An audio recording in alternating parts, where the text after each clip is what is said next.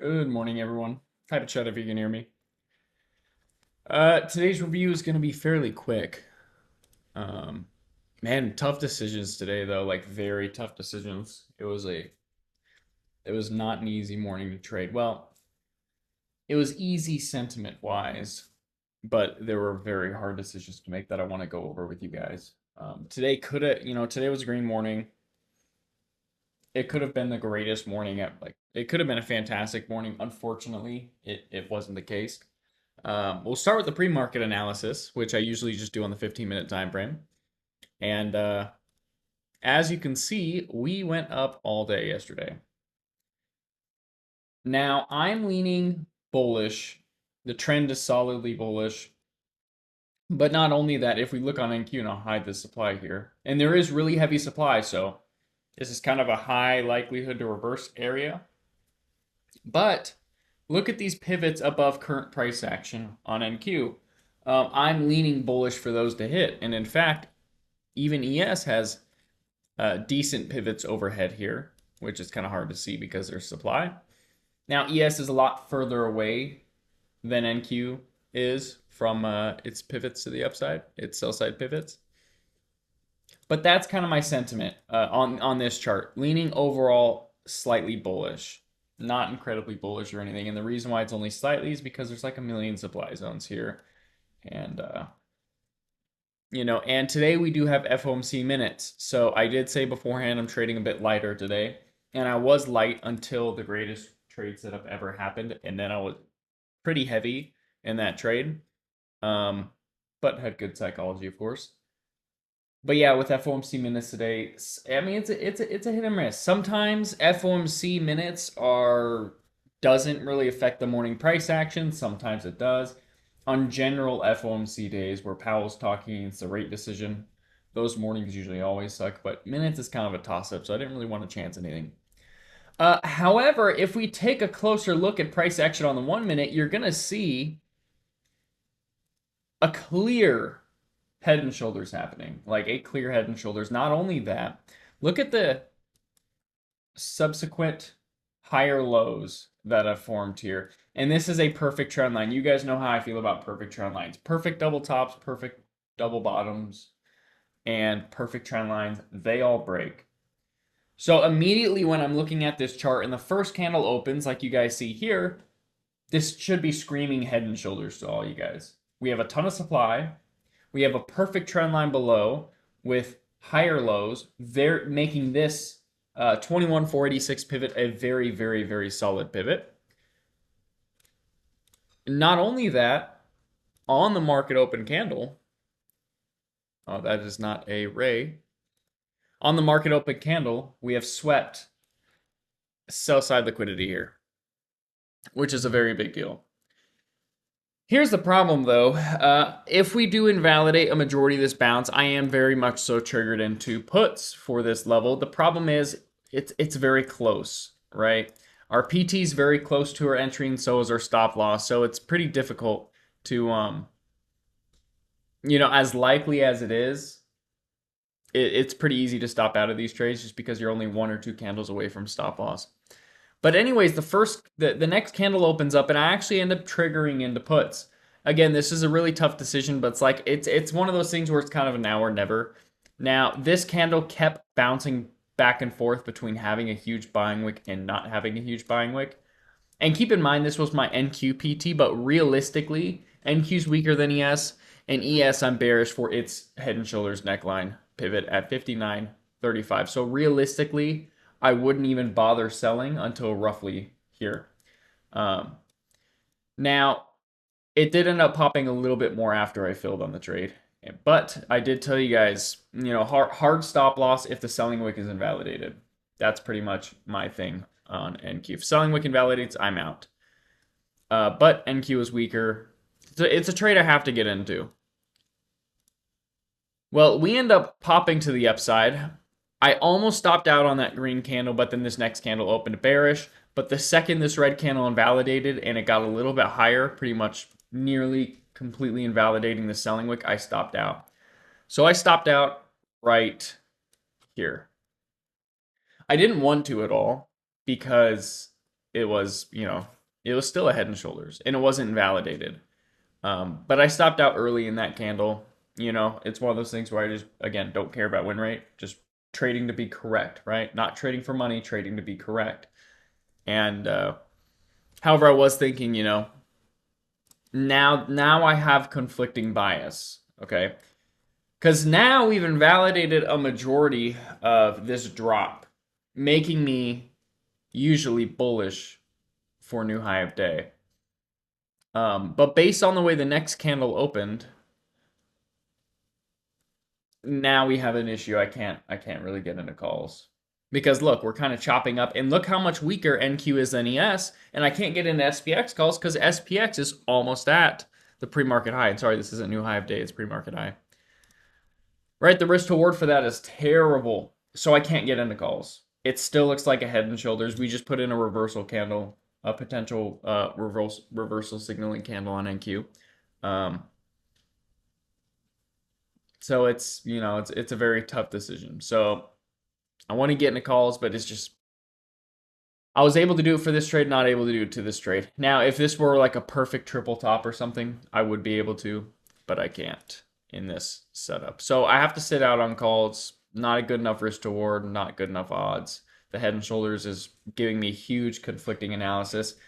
And now I'm very bullish for NQ to get to new high of day, but now ES is at the pre-market high, so it's on a pivot, which it can potentially put in a bearish sweep and come back down. So I just can't get into calls unless we break over this level entirely. And that's exactly what happened. Out of absolutely nowhere, we put in this massive green candle. I did end up filling calls. I filled both SPX and QQQ calls. I kind of wish I just filled one of them because it was a lot of work to like sell quickly.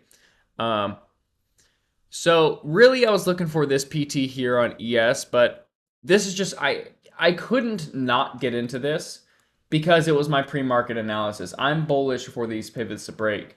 So I hopped in half size in each, QQQ and SPX, but all I was able to do in my channel is just say I'm in. I couldn't alert the contracts or anything. And I immediately sold almost everything when it swept that high, and I barely got any gains. I entered those QQQ calls at like 73 or 74 cents. I was only able to sell at 79. But when this candle happened and we came back to break even, I'm like, oof, that is a...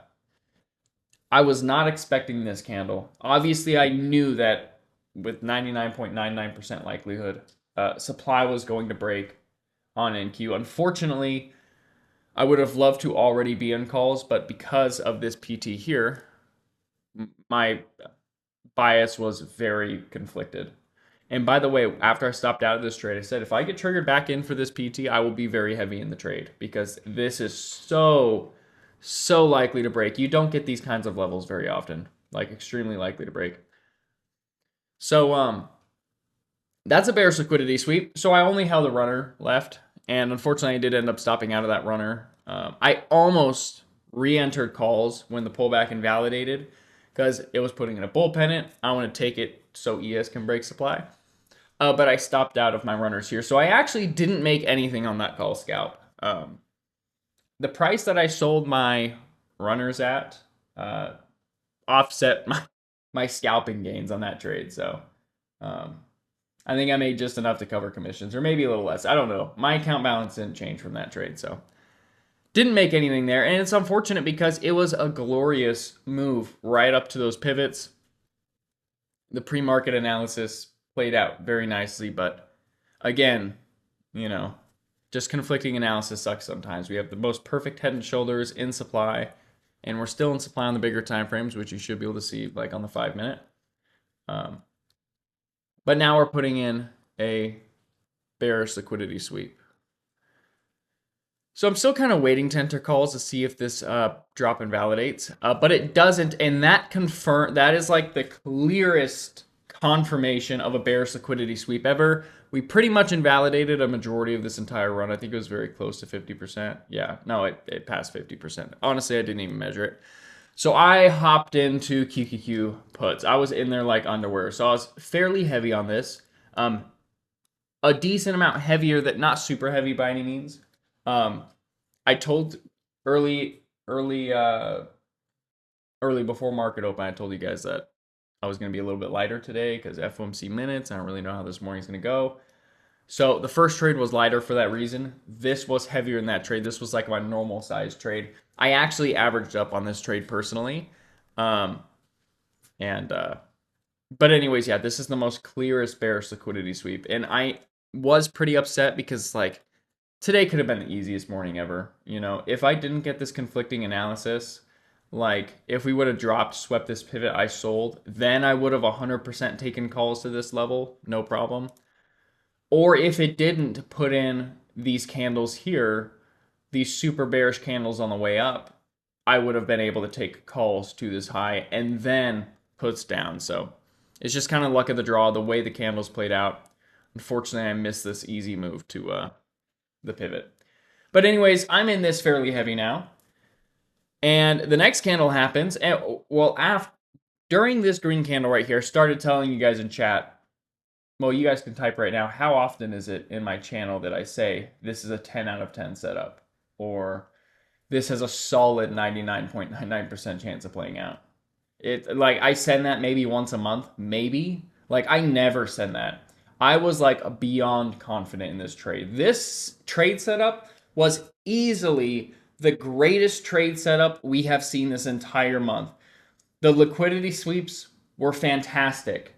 Okay, you got volume confirmation at high of day, signaling reversal against a pivot and a confirmed bearish liquidity sweep, and you invalidated a vast majority of the run, and you have one of the greatest possible pivots for a PT that you can possibly have that makes a trade extremely likely of hitting that price target because of the three higher lows all forming a perfect but very shallow trend line, which is very likely to work out. Not only that, did you get proper supply confirmation, and you can't see it on the 1 minute because the supply formed too far back, but it was also flawless supply confirmation with volume, the whole 9 yards. So this was the greatest trade setup of the month, and I tried to make that as clear as possible in my channel. And I added on this candle. Like this was the most obvious thing ever. Like the most obvious. Like this was so great. This is a trade that 100% of the time I'm willing to take a big loss on it because it is. I can't remember the last time this trade didn't work out. That doesn't mean I'm not going to honor my stop losses. You know me. I do not care about my win rate for a good reason. Such a good trade. NQ clear PT. I didn't even sell anything here. I waited till ES got this yellow line here. Right when it got it, I sold all. Besides a small runner position. And then sold my runner position here. So perfect sell. You know, I kind of wish it made more. I don't know why it didn't, but I got 51% gains there. The first trade, I stop loss. I entered at 64 cents, stop loss to 53 cents. And that was a good stop loss, by the way. I mean, you know, I didn't want to. I was so confident that PT hitting, but, you know, I honored my stop loss and I almost had the opportunity to make money on calls, but, you know, I would have had to bag hold through a massive loss and it would have been a disaster. But the first loss was a minus 17% loss, not bad at all. And then this win was plus 50%. But this trade was literally twice the size of that other trade. So it ended up being a very, very bright green morning. Now, I was watching for a couple potential trades. If we did get a potential reversal and we didn't validate a majority of the drop, I would have been in calls because ES missed my pivots up here. So that's one thing I was looking for. Didn't really do it. It looked like it was going to continue down, but at the same time, it kept putting in reversal signals. As you guys know, this ended up just chopping down. So I didn't personally take another trade. There were no other opportunities. That was it. So yeah, that was my morning. It was like one of the greatest setups I've seen in a at least this month. I don't remember that far back. And then I guess the rest of this day is just like, look at this. Just a choppy disaster. So it looks like the FOMC minutes are finally starting to kick in here. But we traded the best part of the day, so I'm happy with that. But with that being said, is there any questions regarding today's analysis? You have to say 90%. I do not often say 90%, Rikai. I say 90% maybe once every 2 or 3 weeks. Yeah, I do not say 90%. I at least didn't say it this week, and I know I didn't say it over the last 2 weeks. Actually, I'm sure I can look that up. Let me see.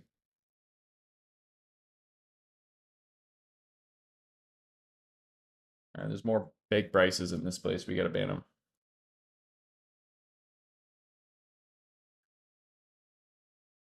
Last time I said 90% was the 13th of this month, and I said 90% chance I won't be triggered into this trade. So, um, yeah, I didn't say 90% once this month.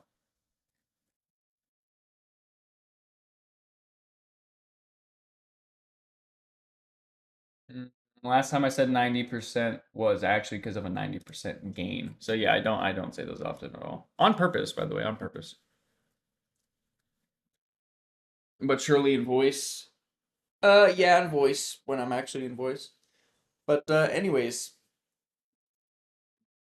that is it for this morning's analysis. Again, I wish I could have been in calls earlier, but it's just, what are you gonna do? I had conflicting analysis, and if I get into calls, and then what? Let's go back real quick before I end this. Let's say I say screw it and get into calls here because I could, right? I could get triggered into calls. This isn't a bad trigger or anything, but here's the problem with it. I enter calls for here. Stop loss would have to be roughly here. If I stop out, I screwed myself for the put trade. Now I have a terrible average on puts. I have to have at least a 1-to-1 risk to reward. So it's very easy to stop out of puts and have to re-enter those puts. So I'm opening up the door to a bunch of trades back to back, and some of those potentially being losses, especially if the market starts chopping. And that's one thing I did consider, because also it's FOMC minutes today, and oftentimes the market likes being choppy on those days, as you're seeing with price action right now. I mean, this is a choppy disaster. So it wasn't a hard decision this morning. It was kind of tough, but not really a hard decision. It was just kind of an unfortunate decision because I knew it had a solid chance of getting there. Um, but I didn't think this massive candle was going to happen. I was thinking I was going to be able to enter, like it was going to do something like this, and then I'd be able to enter. It did not. Regardless, very bright green day, so I'm happy. But it does not look like there's any other questions. So what I'm going to do is I'm going to end this recording. I'm going to post it immediately. And then we got the giveaway today. We'll do the giveaway a little bit closer to the end of market close, but we'll do it during market hours. So stay tuned for that. I'm glad you are bright green, Rakai. That is awesome. But all right, sweet. Well, thanks for attending this, guys. I'll keep you guys updated on all the other projects that I'm working on at the moment. And I'm also going to be sending out a different video. I have not done this in a while, but I'm going to send a tutorial video on my alert channel. How to maximize what I do every morning. Whether you trade options or futures, it doesn't matter. I'm going to talk about it both. I'm going to talk about how you can maximize your results for my channel, whether you want to take my trades directly or, use it for sentiment. I'm going to be sending out that tutorial lesson. I plan on recording it today and hopefully getting it out by tomorrow. But all right, sweet. Well, I will see you guys later. Let me know if you guys need anything, and stay tuned for the giveaway. And that's for everyone, Bree. Correct.